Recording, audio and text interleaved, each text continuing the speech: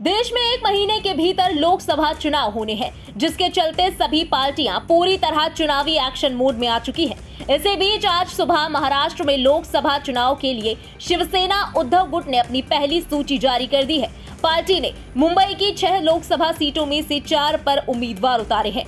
हालांकि इन सीटों पर टिकट की आस लगाए बैठे कांग्रेस नेता अब नाराज हो गए हैं। दरअसल कांग्रेस नेता संजय निरुपम के बागी तेवर सामने आए हैं। उन्होंने शिवसेना यूबीटी के सीटों के ऐलान के खिलाफ मोर्चा खोलते हुए कहा कि मैं कांग्रेस के शीर्ष नेतृत्व से अपील करता हूं कि आप दखल दीजिए, नहीं तो शिवसेना यूबीटी के साथ गठबंधन तोड़िए। अगर शिवसेना यूबीटी को लगता है कि वो अकेले दम पर लड़ लेगी तो वो बहुत गलती कर रही है। शिवसेना उबाठा ने जिस तरीके से मनमाने ढंग से मुंबई की 6 में से 4 लोकसभा सीटों के उम्मीदवार घोषित किए हैं और मुझे जो जानकारी मिली है उसके हिसाब से 5वीं सीट यानी उत्तर मुंबई का भी कैंडिडेट वो कल परसों घोषित करने जा रहे हैं। इससे कांग्रेस के कैडर में भयंकर नाराजगी है। कांग्रेस का नेतृत्व जो मुंबई का है वो बहुत ही चिढ़ा हुआ है और उसकी वजह से कांग्रेस का जो वोटर है वो भी नाराज रहेगा। ऐसे में सबसे पहले मैं तो अपने शीर्ष नेतृत्व से यह मांग करूंगा कि निश्चित तौर पर कांग्रेस की शिवसेना के इस फैसले के खिलाफ उनको एक भूमिका लेनी चाहिए। दूसरी बात यह है कि शिवसेना ने जो उत्तर पश्चिम मुंबई में, जहां से मैं दावेदारी मजबूती के साथ करके खड़ा था, वहां से जो उम्मीदवार दिया गया था वो व्यक्ति कोविड के जमाने में जो माइग्रेंट लेबर्स थे मुंबई के, उनके लिए जो एक मुफ्त भोजन खिचड़ी खिलाने का जो स्कीम था, उस स्कीम में उसने दलाली खाई है कॉन्ट्रैक्टर से, सप्लायरों से। ये मैं नहीं कह रहा हूं, इन्फोर्समेंट डायरेक्टरेट इसकी जांच कर रही है और मैंने सुना है कि आज भी ईडी की तरफ से उसको समन भेजा गया। तो ऐसे खिचड़ी चोर को शिवसेना जबरदस्ती उम्मीदवार बना रही है, उससे कांग्रेस के लोगों का मन बहुत आहत है। मैं भी नाराज हूं। मुझे बड़ा दुख होता है कि हमारे जो नेगोशिएटर थे, जो शिवसेना के साथ, एनसीपी के साथ सीट शेयरिंग वाली मीटिंगों में बैठा करते थे, उन्होंने भी कांग्रेस की भूमिका को शायद बहुत मजबूती से नहीं रखा। हालांकि आज मैंने देखा हमारे एक नेगोशिएटर ने कहा है कि शिवसेना को रीथिंक करना चाहिए। एक दूसरे नेगोशिएटर जो हमारी मुंबई की नेता है, उन्होंने भी कहा है कि यह गलत है। तो ऐसे में शिवसेना ने जो कांग्रेस पार्टी को दबाने की कोशिश की है और ये जो कोशिश है इससे कांग्रेस पार्टी को हमेशा के लिए मुंबई से खत्म करने का एक षड्यंत्र दिख रहा है, उसमें कांग्रेस को निकल के आना पड़ेगा। कांग्रेस के नेतृत्व को एक स्टैंड लेना पड़ेगा इस पूरी भूमिका पे। अगर कांग्रेस को बचाना है तो 2 ही ऑप्शन है, एक तो हम अलायंस तोड़ दें और दूसरा नहीं तो फ्रेंडली फाइट करें। जिन सीटों के ऊपर हमारा विवाद चल रहा है और जिन विवादों का अभी तक हल नहीं हुआ और शिवसेना जबरदस्ती कर रही है, उन सीटों के ऊपर शिवसेना की तरफ, कांग्रेस की तरफ से अपने उम्मीदवार खड़े किए जाने चाहिए। उत्तर पश्चिम मुंबई में जो मैं कई विकल्पों को लेकर खड़ा हूं, उसमें पहला विकल्प मेरे समक्ष यही है कि आप फ्रेंडली फाइट के लिए हमको अनुमति दीजिए और हम उत्तर पश्चिम से शिवसेना और जो भी बीजेपी या शिवसेना का दूसरा कैंडिडेट होगा उसके खिलाफ एक तीसरे कैंडिडेट के तौर पर मैं उतरूंगा। एक तो शिवसेना ने जो एक हाई हैंडेडनेस दिखाया है, जो मनमानीपन और जबरदस्ती दिखाया है, उससे कैडर बहुत नाराज है। कम से कम मेरे से जुड़े लोग नाराज हैं बड़े पैमाने पर। कुछ लोग जो मेरे खिलाफ हो सकते हैं वो शायद खुश होंगे, तो लेकिन वो असली कांग्रेसी हैं क्या? उनको उनके अंदर कांग्रेस के हित की चिंता है क्या? ये एक बड़ा सवाल है, इसकी जांच होनी चाहिए। दूसरा, जो हमारा वोटर है, जो ट्रेडिशनली कांग्रेस को वोट देता रहा है, उसको भी लग रहा है कि उसके साथ चीटिंग हो रही है और शिवसेना चीटिंग कर रही है। तो ऐसे में जब हमारा वोटर चीटेड महसूस करेगा तो निश्चित तौर पर चुनाव आने तक वो शिवसेना को वोट नहीं देगा और शिवसेना का भारी नुकसान होगा, उसकी वजह से कांग्रेस का भी नुकसान होगा। मैं निश्चित तौर पर चाहता था कि जो हमारा नेतृत्व है वो मुझसे इस विषय पे बात करे और जो भी इसके अलग अलग एस्पेक्ट हो सकते हैं उसके ऊपर मुझसे चर्चा करे और रास्ता बताए। लेकिन पिछले 10 दिनों में तो कोई बात नहीं हुई है और उससे पहले भी जो बात हुई वो बहुत ही उड़ती उड़ती बात हुई है। कोई बहुत कॉन्क्रीट बैठ करके इन विषयों के ऊपर विस्तार से कभी चर्चा ही नहीं हुई है। तो शायद नेतृत्व की इच्छा नहीं है कि इस विषय पर चर्चा करें। तो मैं ये चाह रहा हूं कि मैं 1 हफ्ता तक वेट करूंगा। कोई अल्टीमेटम शब्द का इस्तेमाल शायद सही नहीं होगा, लेकिन निश्चित तौर पर मैं चाहूंगा कि आने वाले 1 हफ्ते में हमारा नेतृत्व इस बारे में एक फैसला ले, नहीं तो फिर हमारे सामने जो भी विकल्प है उन विकल्पों के ऊपर काम किया जाएगा। नहीं, अब जो कांग्रेस पार्टी पूरे देश में एक न्याय पर आधारित घोषणा पत्र लेकर घूम रही है और समाज के अलग अलग वर्गों के साथ न्याय करने का दावा कर रही है, उस कांग्रेस पार्टी को निश्चित तौर पर अलग अलग राज्यों में जो उनके कार्यकर्ता हैं, जो उनका स्थापित नेतृत्व है, उनके साथ भी न्याय करने के बारे में सोचना होगा। मैं 5 वर्षों से चुनाव हारने के बाद लगातार इस क्षेत्र में काम कर रहा हूं। लीडरशिप को पता है कि मैं यहां से चुनाव लड़ना चाहता हूं और मैं कोई ऐसा नहीं कि कोई जूनियर कार्यकर्ता हूं या फिर मैं एमपी नहीं रहा हूं या एमपी होने के लायक नहीं हूं या एमपी चुनाव लड़ने के लायक नहीं हूं, ऐसा भी नहीं है। तो जब मैंने आग्रह रखा है तो निश्चित तौर पर गंभीरतापूर्वक इस विषय पर बात करनी चाहिए थी, लेकिन जिस तरीके से बात नहीं की गई, ऐसा लगता है कि हमारे शीर्ष नेतृत्व को, मेरा ही नहीं, जो अलग अलग राज्यों में जो एक लीडरशिप बैठा हुआ है, स्थापित नेतृत्व, जिनको पार्टी ने स्थापित किया है, जो कार्यकर्ता बैठे हुए हैं, जो पार्टी का झंडा लेकर के दिन रात भटकते रहते हैं, उनकी कोई चिंता ही नहीं है। तो अगर आपको उनकी कोई चिंता नहीं है तो निश्चित तौर पर ये पार्टी के लिए आने वाले दिनों में एक बहुत ही खराब संकेत दे रहा है।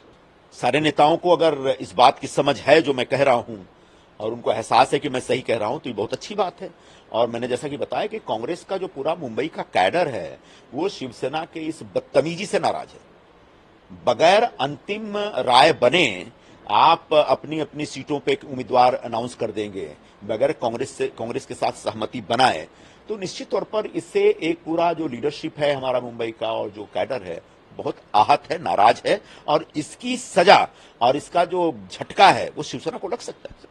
बोला ना मैंने भाई, जिस व्यक्ति ने मुंबई के गरीब मजदूरों के लिए जो योजना थी कोविड के जमाने में, जिसमें उनको महानगर पालिका की तरफ से मुफ्त खिचड़ी खिलाने का एक पूरा प्लान था और बड़ी सुंदर योजना थी, उससे गरीब मजदूरों को बड़ी राहत मिली थी। आप याद करिए कोविड के जमाने में कितनी तकलीफ थी, कितना हाहाकार मचा हुआ था।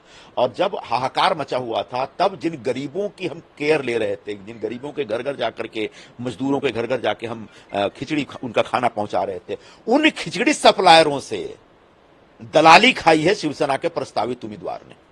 और ये मैं नहीं कह रहा हूं, इसकी छानबीन ईडी कर रही है। और जब ईडी कर रही है और ऐसा व्यक्ति जो कि खुद एक भ्रष्टाचार के आरोप में है, और कांग्रेस हमेशा एक हाई मोरल ग्राउंड लेती है भ्रष्टाचार के मुद्दे पे, ऐसे भ्रष्टाचारी को जब शिवसेना उम्मीदवार बना रही है तो कांग्रेस पार्टी को चुप नहीं रहना चाहिए।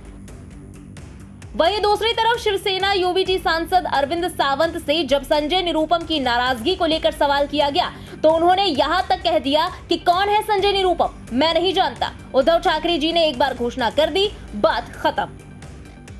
अभी देखो भाई, नाराजगी क्या है, क्यों है, मुझे नहीं पता, क्योंकि मैं उस कमेटी में नहीं हूं। मैंने तो प्रकाश आंबेडकर जी को व्यक्तिगत रूप में बहुत आदरणीय मानता हूं, उनकी विद्वत्ता की मैं सराहना करता हूं, लेकिन वो प्रज्ञा राजनीति में दिखती नहीं है। आज अगर हम किसी लिए खड़े हैं, अगर वही एक क्षण के लिए वो सोचे कि अगर परम पूज्य डॉक्टर बाबा साहब आंबेडकर आज यहाँ होते तो क्या होता, तो ये बात अगर जानते कि उसी संविधान की रक्षा के लिए जब इकट्ठे आए तो एक कदम पीछे जाएंगे तो भी चलेगा, लेकिन संविधान की रक्षा, जनतंत्र की रक्षा कर रहे हैं, इसके लिए डट के खड़ा रहना चाहिए।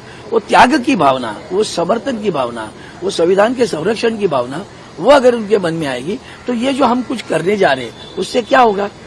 तो ऐसा लगता है कि इसे जानते हो, जिन तानाशाह को हम हराना चाहते हैं उनकी अलग रूप से मदद हो जाएगी।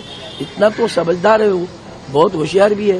तो मेरी भी प्रार्थना है कि ऐसे कोई कदम न उठाए जिससे संविधान की रक्षा के लिए हम लोग जो इकट्ठे आए हैं उसको कहीं ठेस पहुंचे। सर 9 सीटों पर उन्होंने उम्मीदवारों का ऐलान कर दिया और सांगली सीट पर भी जो है प्रकाश शेंडगे अगर खड़े रहते तो उनका समर्थन करेंगे, ऐलान किया। भाई उनका जो अधिकार बनता है वो करने दो ना, उससे क्या है, वो अधिकार को हम थोड़े छीन लेते हैं, उनका अधिकार है। मैंने जो कुछ अभी उसके पहले बोला वो तो आपने धो डाला। आपको उतना तो समझना चाहिए कि मैंने उतने पहले बोल दिया कि समझदारी की व्यवस्था जरूरत है। अगर असमंजस रहे तो क्या होगा, वो तो समझ लो। बीजेपी को फायदा पहुंचाने की कोशिश हो सकता है। अभी मैं इसके ऊपर कुछ भाष्य नहीं करूंगा। अमोल कीर्तिकर को समन्स किया है ईडी ये ने, उनका नाम भी है। ये तो भारतीय जनता पार्टी की कपट नीति, अवनीति, भ्रष्ट नीति का प्रतीक है। इतने गिरे हुए हैं, जमीन तलो पैरों तले जमीन हिल रही है कि एक युवा के प्रत्याशी घोषित होने पर इतने डर गए तो उसके पीछे ईडी लगाया। अच्छा, ईडी लगाया, जिस कारण लगा रहे हो वो तो उसका मुखिया जो है वो उनके साथ में है, वो तो वही है ना भाजपा में। भाजपा शिवसेना जो कुछ है उनकी मिंदे सरकार की, वो उधर ही है ना, वो मुखिया बाहर दुखिया अंदर, ये कौन सी बात है। तो ये जो चीजें हो रही है ना, इतनी अवनीति है उनकी, इससे समझ जाओ कि उनकी हार, कल की हार उन्होंने आज मान ली। मतलब अमोल कृतिका से डरती है बीजेपी? डरती है, डर है। 400 आंकड़ा भी डर है, भ्रम है। जो कचरा आदरणीय उद्धव साहब जी ने जो शब्द प्रयोग किया, सब कचरा जमा कर रहे हो, तो इतना अगर अहंकार, घमंड, विश्वास था कि 400 पार करेंगे तो वो ये सब जमा क्यों कर रहे हो? इतनी अवनीति कि देश के न्याय व्यवस्था के न्यायाधीश इस्तीफा देते हैं हाईकोर्ट का, दूसरे दिन पार्टी में शामिल हो जाते हैं, तीसरे दिन उनको प्रत्याशी घोषित किया जाता है। तो उसने आजकल जो इसके पहले जो भी निर्णय दिए होंगे, वो निर्णय क्या होंगे? वो संविधान के रक्षा के निर्णय होंगे या भारतीय जनता पार्टी के फेवर वाले निर्णय होंगे? ये समझदारी की बात सर, है। अमोल कृतिका जी की उम्मीदवारी आपने घोषित की, लेकिन स्थानीय कांग्रेस नेता निरुपम उसका विरोध कह रहे कि अरे भैया, मेरे हाथ जोड़ता हूँ, वो सब छोड़ो, कौन है मुझे नहीं मालूम। पार्टी के नेताओं ने, हमारे पास तो आप जानते हो बहुत बड़ी डिसिप्लिन होती है। आदरणीय उद्धव साहब ने एक बार घोषित कर दिया, खसम बात, तो वो फालतू क्या बोलते हैं, हमारे बाला साहब कहते थे, वो लोकशाही नहीं मानते हम लोग, वो जनतंत्र नहीं होता भाई। उनको जो उनके पार्टी में ऐसे थोड़ी फ्रीडम है, कहीं नहीं, तो उससे क्या मतलब है? कल पार्टी के सारे नेतागण इकट्ठा के बोल दिए, जुटेगा भारत, जीतेगा इंडिया। गौरतलब है कि विपक्षी महाविकास आघाड़ी यानी एमवीए ने राज्य की 48 लोकसभा सीटों में से 28 उम्मीदवारों की घोषणा की है, जिसमें कांग्रेस के 12 और शिवसेना यूबीटी के 16 उम्मीदवार शामिल हैं। बहरहाल अब देखना होगा कि सीट शेयरिंग पर छिड़ा ये संग्राम विपक्षी गठबंधन के भविष्य को क्या नई दिशा देता है। ब्यूरो रिपोर्ट, इंडिया पब्लिक खबर।